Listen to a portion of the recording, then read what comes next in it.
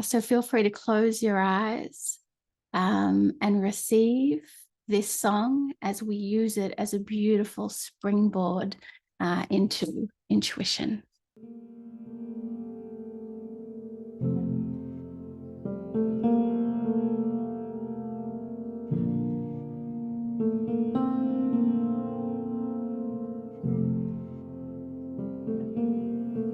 I see the light in the darkness. I see the light where my heart lives. When I really look inside, I see the light.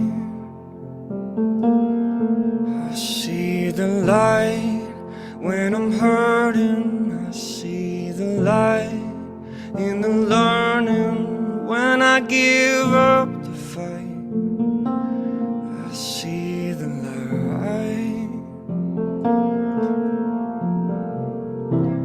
I don't know why it took so long to open wide.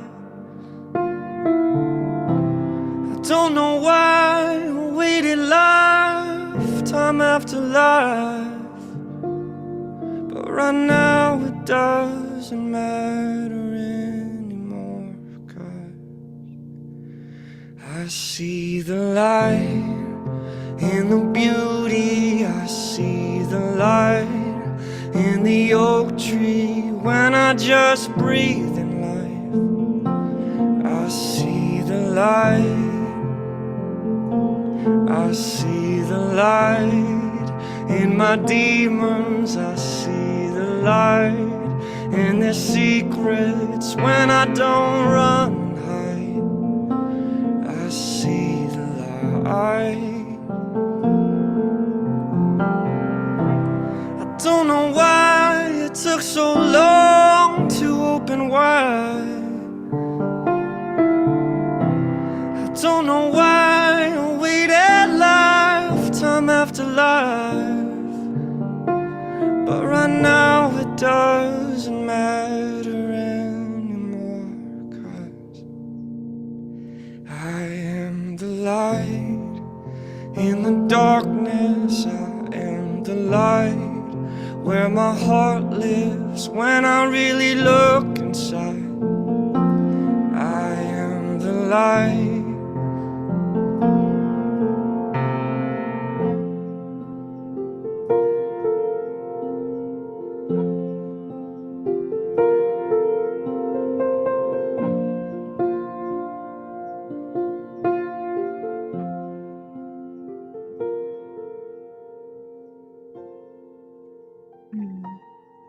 Alrighty.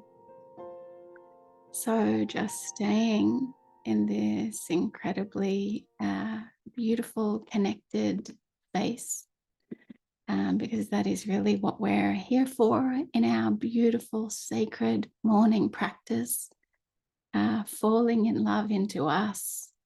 And there are so many words we could put on that: the light, God, love, meditation, silence. And one of the most incredible gifts that I have received in my morning practice is a clearer connection to the answers that my beautiful human has really appreciated. Not necessarily needs, because I do believe that love, God does have a beautiful way of nudging us, despite our ability to be consciously aware of it. But I do believe there is greater grace and ease if we are part of that co-creation adventure. We can be conscious of moving forward in a particular way. So I'm just going to briefly share a little bit about my journey to this.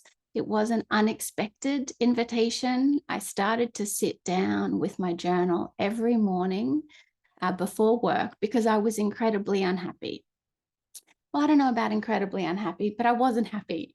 At first, I thought I just needed to heal myself. I thought I was wrong. I thought there must be something wrong with me as to why I was unhappy. But I did, throughout that journey, become aware that I was unhappy because I was ignoring this big, bold, brave next step calling into something specific on this planet. And it is my experience that our suffering is often because we're not moving with our inner knowing. We're not cooperating. We're not in flow. Carolyn Mace says it this way: we have an intuitive voice within us. We're born intuitive. We're so intuitive that when we ignore it, it becomes our greatest suffering. So today, and this is my best intention for this program, yes, I'm going to put some of my experience, some ideas and information on the table, but it is my greatest intention for us to play together so that you might really learn and expand into more of what works for you uniquely. But I'm going to put a few basics on the table, and these are just the basics that have worked for me. This acronym actually was a really beautiful, clear download in my morning practice one morning. I love how these things work. SOUL, so first S, stillness, silence, moving within. We find our intuition in this still, sweet experience that's in, it's not out in the world.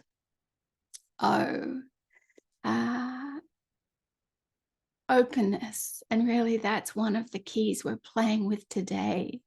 If we truly could be this most open-hearted, open-minded, opening our chakras, just completely open, receiving vessel, what is that for you? Then you. This is working with the mind a little, but really allowing the unknowing, allowing that experience of you don't need to know. It's not you, the mind, that's going to need to know anything. This is just about receiving. So really allowing that experience of, I don't know, unknowing, such a key.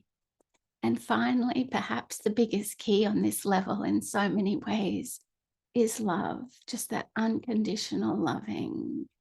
And we're going to play with that more throughout the program and just a little today.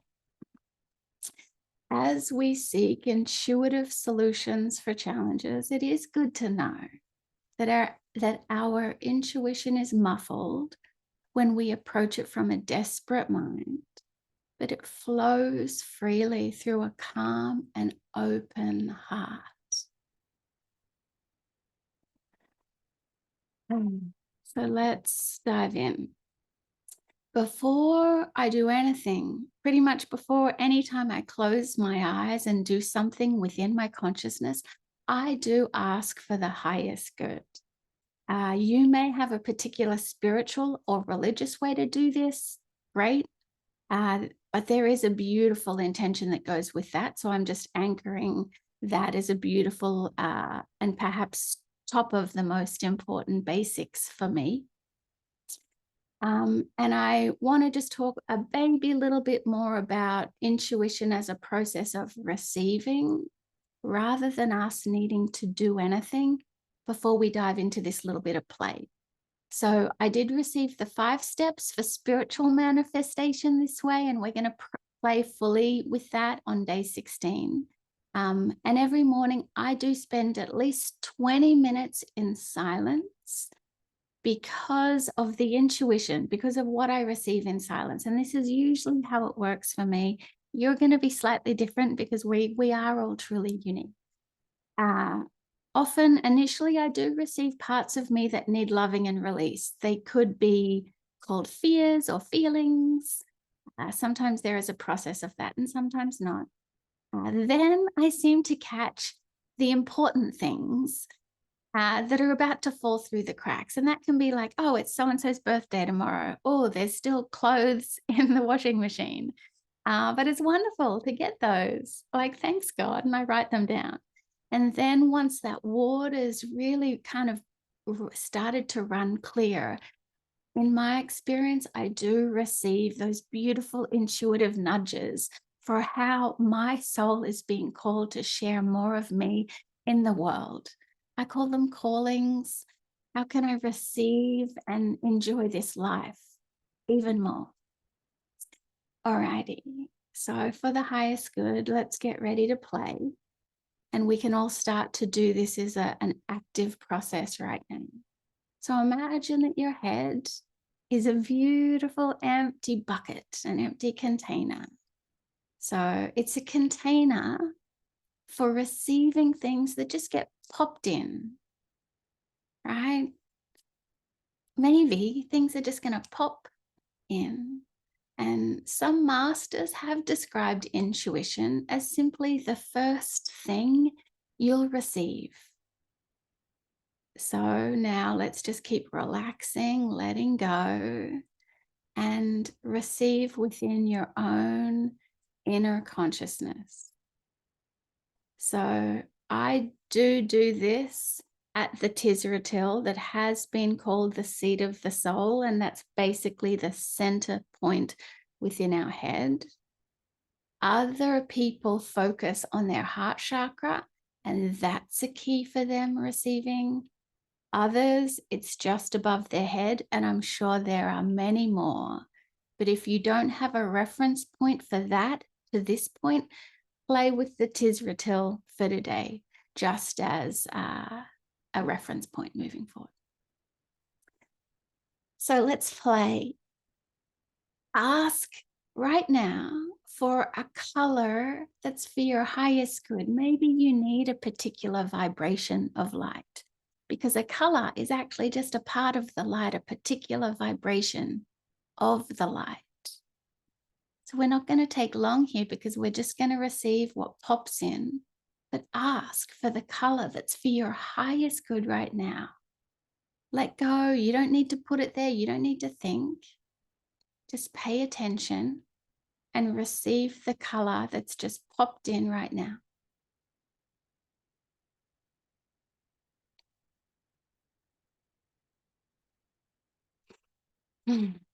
Okay, you can write that down. Any awarenesses that you have?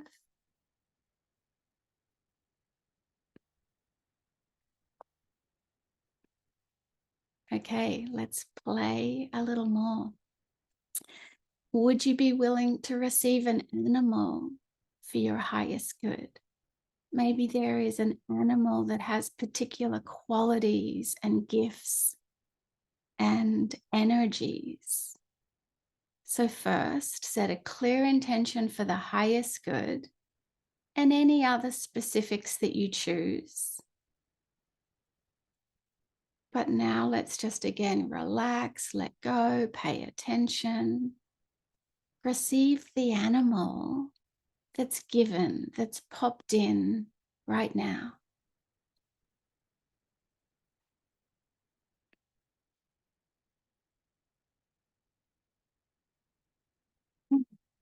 And now once you have it, maybe receive it even more fully. Is there a quality or an energy? Allow that to unravel. Why did you receive that animal? Just receive that more fully, and any ideas, intuition as to why you received that animal. Just allow whatever pops in on that and write down whatever you receive if you like.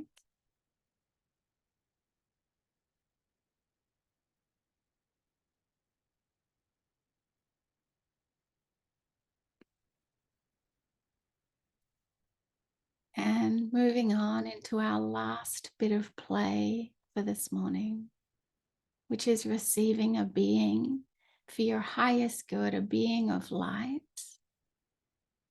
So this light has a form. It could be your high self. It could be a spiritual teacher. In this process, I've received Yoda and Moana.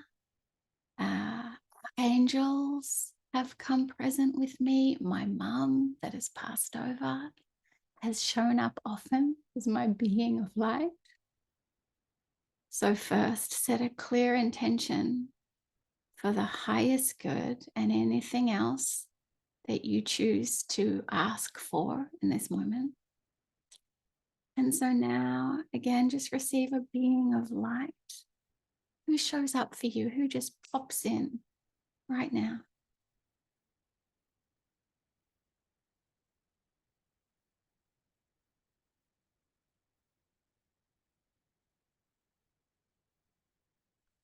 So feel free to write down absolutely anything else. And we're going to have just a minute with this being of light. You might already be receiving information, but just let's spend a minute with this beautiful being of light.